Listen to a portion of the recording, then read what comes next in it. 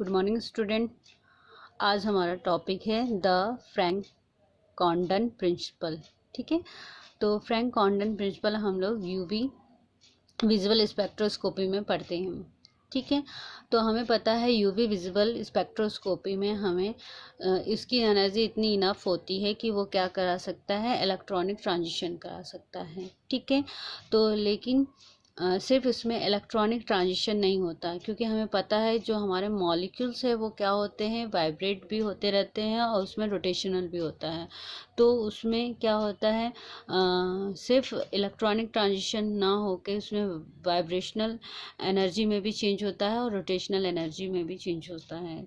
ठीक है, तो जैसा कि हम डायग्राम में देख सकते हैं, ये हमारा कोई मॉलिक्यूल है, डायटोमिक मॉलिक्यूल है AB, जो क्या करते हैं, हमने वाइब्रेशनल स्पेक्ट्रोस्कोपी में पढ़ा है क्या होता है, वो क्या होते हैं, वो हमेशा वाइब्रेट होते रहते हैं। ठीक है, तो हम लोग ने उसका वाइब्रेशन मोशन हार्मोनिक और एनहार्मोनिक दोनों पढ़ा है। ठीक है, तो वो क्या होते हैं, उसका इंटरन्यूक्लियर डिस्टेंस क्या होता है, चेंज होता रहता है। यहाँ पे हमने ए को फिक्स मान लिया है। यहाँ जो बी मॉलिक्यूल्स हैं, जो बी है वो क्या होता है, वो अपने पोजीशन पे क्या होता है, वाइब्रेट होते हैं। तो जिससे क्या होता है, ये जो ए बी के बीच जो इंटरन्यूक्लियर डिस्टेंस होता है वो चेंज होता रहता है। तो एक पॉइंट ऐसा होता है कि वाइब्रेशन इतना अधिक हो जाता है तो बॉन्ड क्या हो जाते हैं, ब्रेक हो जाती हैं। ठीक है, तो हमने पढ़ा था कि वाइब्रेशनल एनर्जी में क्या होगा, चेंज हो जाता है। ठीक है, तो यहाँ पे हमारा क्या है, ग्राउंड स्टेट है। लेकिन हम लोग अगर यूवी विजिबल की बात करते हैं तो क्या होगा, उसमें इलेक्ट्रॉन क्या होंगे, ग्राउंड स्टेट से एक्साइटेड स्टेट में भी जाएंगे और उसके वाइब्रेशनल एनर्जी में भी चेंज होगा। ठीक है, तो हमें पता है कि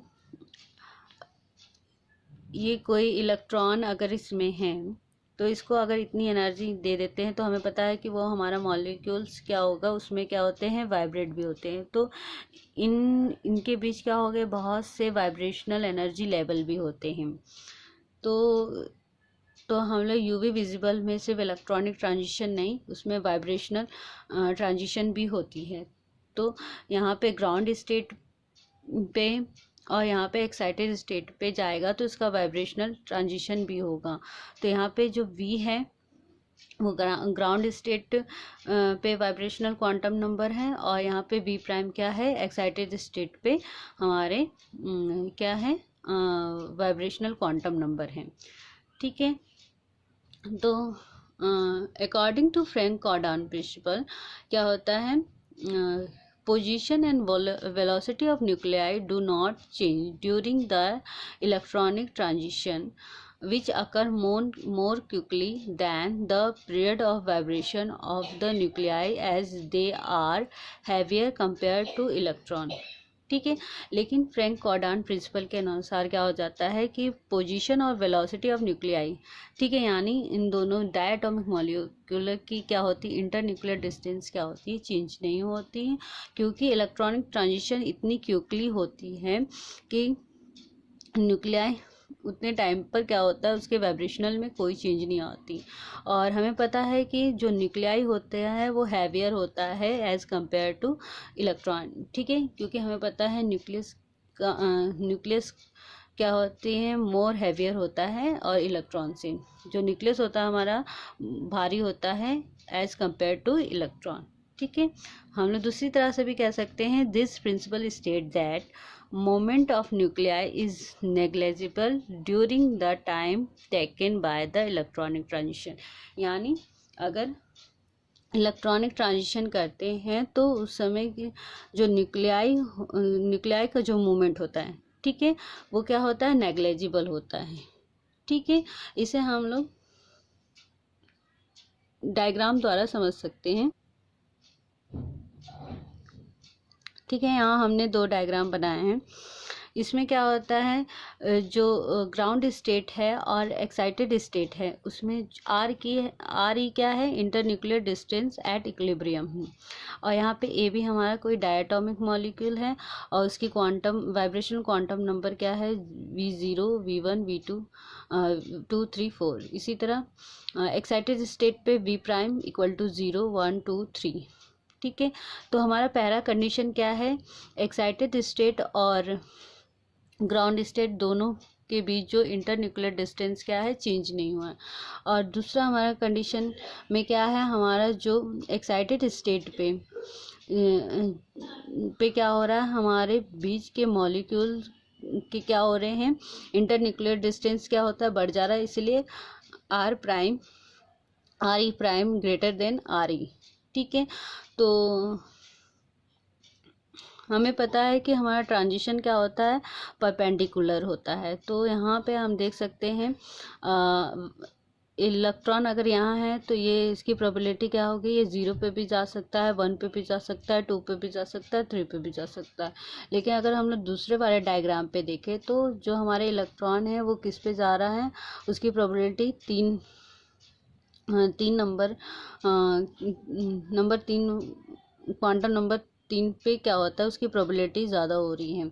और हमें पता है कि अगर यूवी और विजिबल रेंज की लाइट की क्या होती है, एनर्जी ज़्यादा होती है।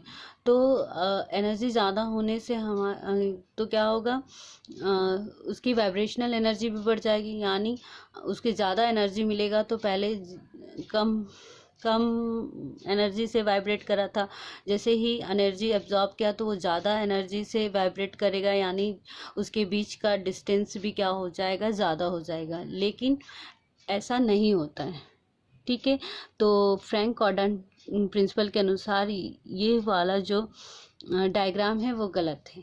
ठीक है, उन्होंने ये बताया कि इलेक्ट्रॉनिक ट्रांजिशन इतना जल्दी होता है कि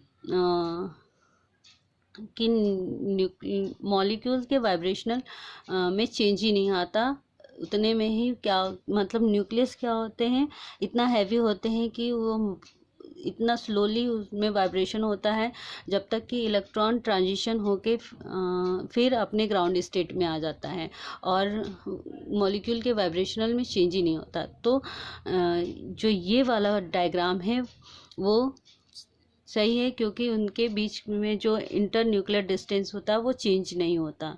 ठीक है, और इसकी प्रोबेबिलिटी क्या होती है, जैसा कि हम लोग ये ग्राफ में देख सकते हैं कि 0 से 0 ट्रांजिशन की प्रोबेबिलिटी सबसे ज़्यादा होती है, 0 से 1 में प्रोबेबिलिटी कम होती है, और 0 से 2 की प्रोबेबिलिटी और कम, जैसे जैसे ऊपर जाते हैं प्रोबेबिलिटी और कम होती है। यानी 0 to 0 ट्रांजिशन में हमें बहुत ही इंटेंस ग्राफ मिलता है, उसके बाद उसकी इंटेंसिटी क्या होती है, कम होती जाती है।